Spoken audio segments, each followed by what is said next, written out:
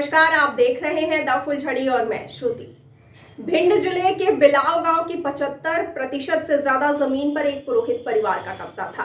ज्यादातर जमीन गरीबों से छीनी गई थी। पुरोहित परिवार की पहुंच सरकार के मंत्री तक थी, इसीलिए उसे किसी का खौफ नहीं था। जो मनाता वो करता। पुलिस भी उस परिवार का हुक्म बजाती थी। इसी रौब के चलते परिवार ने कई सालों से गांव की सरपंची पर भी कब्जा कर रखा था। जो उनके खिलाफ जाता पीटा जाता। ये बात उस गांव के निचली समाज के एक 17 साल के लड़के को बहुत चुभती थी। उसने भयंकर विद्रोह कर दिया। आज कहानी उसी लड़के मलखान सिंह की, जिसने ऐसा क्या किया था कि चंबल से सटे 5 जिलों में रेप होने बंद हो गए थे। तो आइए जानते हैं पूरी कहानी विस्तार से। आपको बता दें कि मलखान 17 साल का था, तभी उसके गांव के पुरोहित परिवार की मनमानी के खिलाफ आवाज उठानी उसने शुरू कर दी। गांव वालों को जागरूक करने लगा। इसके बाद पुरोहित परिवार का मुखिया कैलाश पंडित मलखान का दुश्मन बन गया और एक दिन पुलिस से कहकर उसे जेल में बंद करवा दिया। पुलिस ने मलखान को जेल में बंद कर खूब मारा। कुछ दिनों बाद मलखान जमानत पर जेल से छूटा तो उसने सरपंच का चुनाव लड़ने के लिए फॉर्म भर दिया और खुलकर कैलाश पंडित के खिलाफ बोलने लगा। इसी बीच मलखान पर कैलाश पंडित के एक खास आदमी की हत्या का आरोप लगा दिया गया। अब मलखान परेशान हो चुका था। इसी बीच होली के दिन उसके एक बेहद करीब दोस्त की हत्या कर दी गई। यहाँ मलखान की बर्दाश्त की सारी हदें पार हो जाती हैं और मलखान बीहड़ की तरफ निकल पड़ता है। आगे आपको बता दें कि चंबल पहुंचने के बाद मलखान ने अपने चचेरे भाई और दोस्तों के साथ मिलकर एक गैंग बना ली, लेकिन उसके पास हथियार नहीं थे। मलखान की गैंग ने दर्जनों अपहरण और लूट की घटनाओं को अंजाम दिया और पैसे इकट्ठे करने लगे और हथियार खरीदे।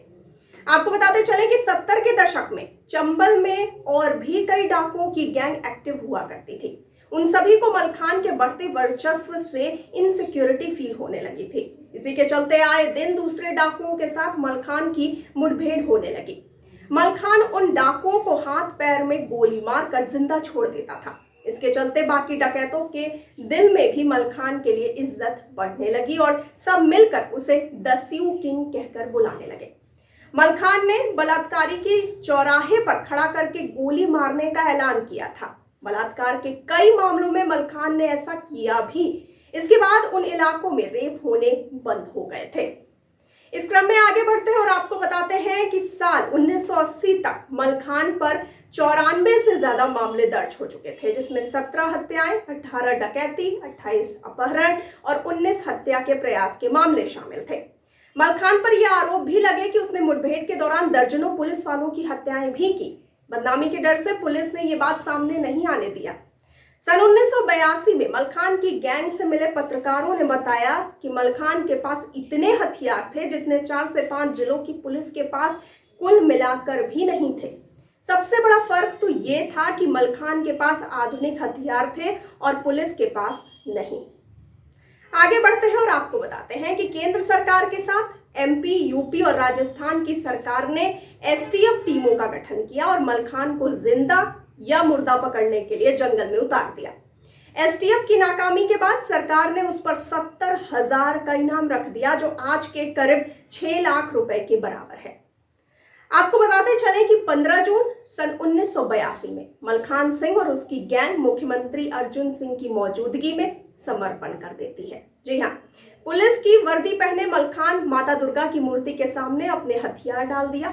ये सरेंडर देखने के लिए मैदान में 30,000 से ज्यादा लोगों की भीड़ इकट्ठा हो गई थी। इसके बाद मलखान 6 साल जेल में रहा।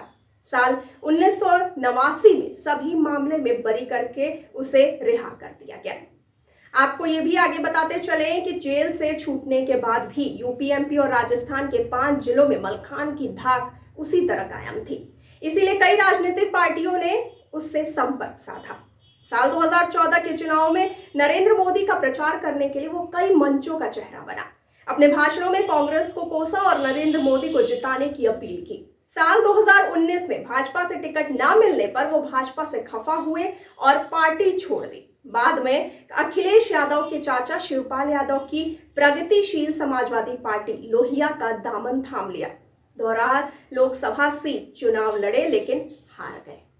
तो ये थी पूरी कहानी इस डकैत की। आपको कैसी लगी हमें कमेंट सेक्शन में कमेंट करके जरूर बताइए और साथ ही साथ हमारे चैनल को लाइक, सब्सक्राइब और शेयर करना बिल्कुल ना भूलिए। और मुझे दीजिए इजाजत, लेकिन आप बने रहिए द फुलझड़ी के साथ। धन्यवाद।